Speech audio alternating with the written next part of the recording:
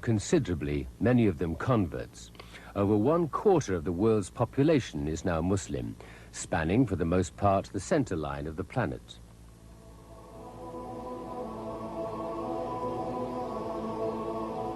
It is very early on the first day of the pilgrimage, and the human flood into this hot desert town already seems endless.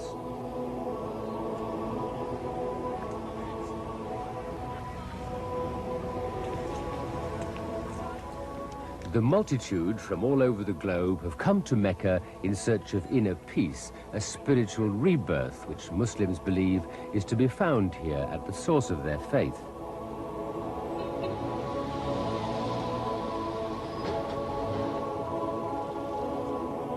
In a sense, all these people are returning home, being drawn as if by magnet to the center of their religion. Mecca is that sacred place to which Muslims should turn and pray 5 times a day, as the Prophet did.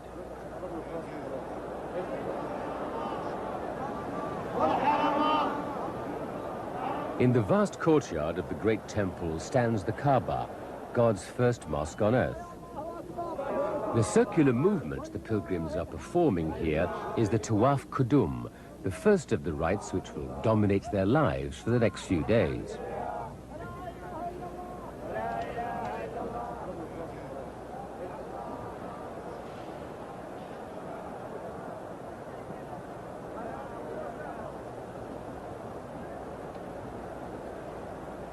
Legend has it that the Kaaba was built by Adam, the first man, and later rebuilt by Abraham and his son Ishmael.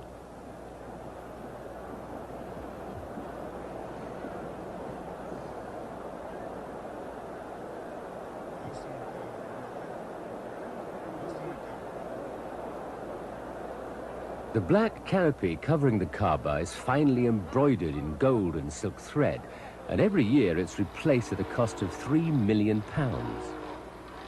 While more than 200 craftsmen set about making a new canopy, the old one is washed and cut into pieces to be sent as gifts to dignitaries all over the world.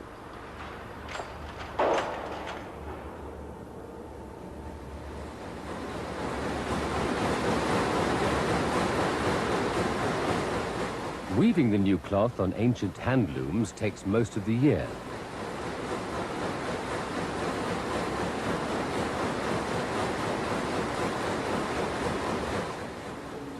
Each time, different verses from the Quran are embroidered in gold.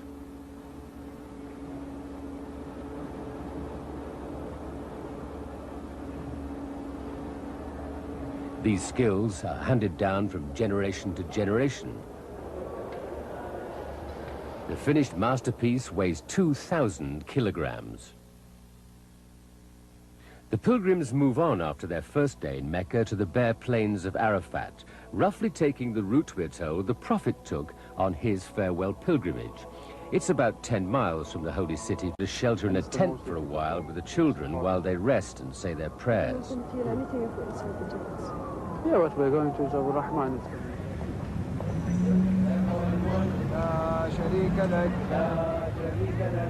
The pilgrims move on to say their midday and afternoon prayers in the Nimra Mosque at Arafat.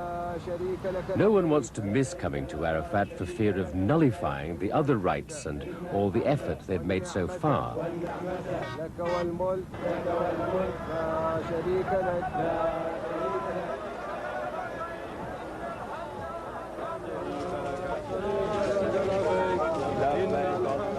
Like many thousands of others, Abdul Hafid sets out for the mosque on foot. He'll collect his family later day in God's sight than the day of Arafat. It's laid down in the Quran that God has called them to this barren place in the desert to ask his forgiveness for their sins. Normally, this arid tract of land is virtually empty of people. But it's such a sacred place to Muslims during the Hajj, they say the only real presence here is the presence of God. This rallying of men, women and children, regardless of nationality, race or social status, symbolizes the importance Islam attaches to the equality of all human beings in the eyes of the Lord. لبيك اللهم لبيك لبيك لا شريك لك لبيك إن الحمد والنعمة لك والملك لا شريك لك خد يا عم المنطق.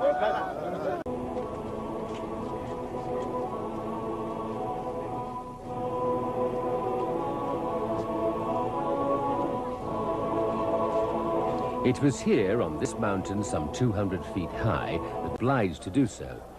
It's a time for deep meditation. It's a time when pilgrims believe they stand before their Creator. It is, as it were, the apocalypse.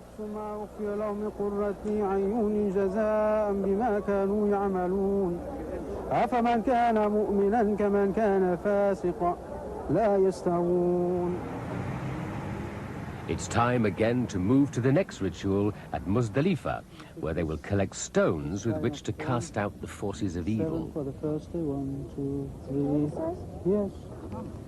4, 5, 6. How many pebbles pilgrims collect depends on how long they intend to stay at Mina, the next stopping place where they... And then we should, after Fajr, quickly try to get there. After Fajr. Okay.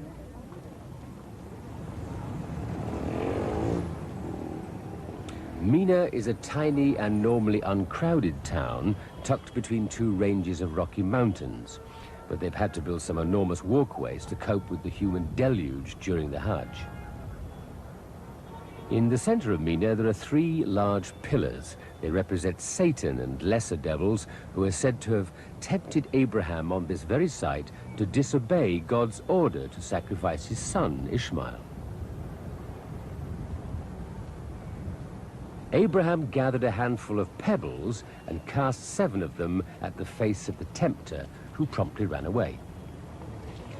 In effect, by throwing their stones at each of the pillars, the pilgrims believe they're also preparing themselves against temptation when they resume their everyday lives. The pilgrim is approaching the moment now when he can begin to relax a little after his long day.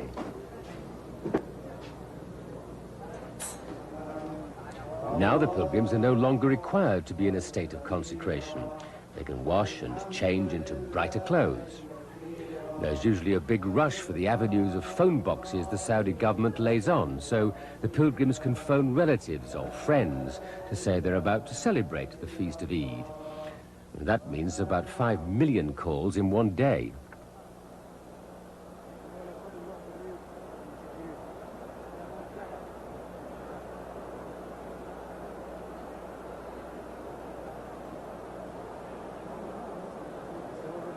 Now the final rituals in Mecca.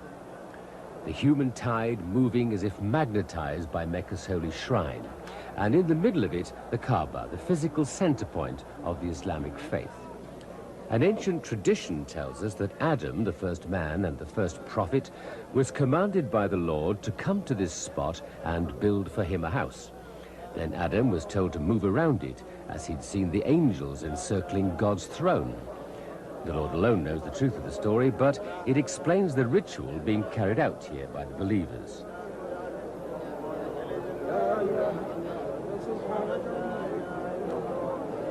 The Muslim believes in one God, the same God as acknowledged by Judaism and Christianity. And the Prophet Muhammad, born here in Mecca, was the last of the messengers chosen for mankind's guidance. Therefore, his revelations, as set down in the Quran, are the words of God, unaltered and unalterable.